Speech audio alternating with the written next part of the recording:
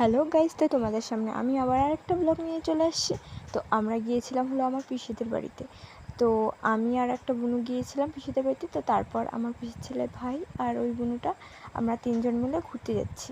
তো কোথায় যাচ্ছি, কেন যাচ্ছি, সব তোমরা বুঝতে পারবে আর দেখতে পারবে। তো সবাই তো ব্লগটা দেখতে থাকো। তো আমরা এখন একটা ব্রিজ পার হচ্ছি।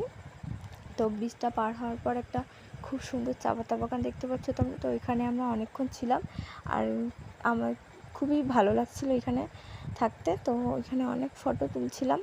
তো তারপর জায়গাটা এত সুন্দর, বলে বোঝানো যাবে না সেটা। তো অনেক সুন্দর। তো আমরা অনেক বলাবলি করতেছিলাম। তো পুরো ভিডিওটা দেখতে হলে ফলো করে দিও। তো আমরা চা পাতা বাগানের এখানে রাস্তায় ছিলাম, বাট ওখানটা খুব সুন্দর ছিল দেখতে, তাই আমরা ভেতরে ঢুকলাম। তো ভেতরটা তোমাদেরকে দেখাচ্ছি। তো ভেতরটা খুবই সুন্দর ছিল।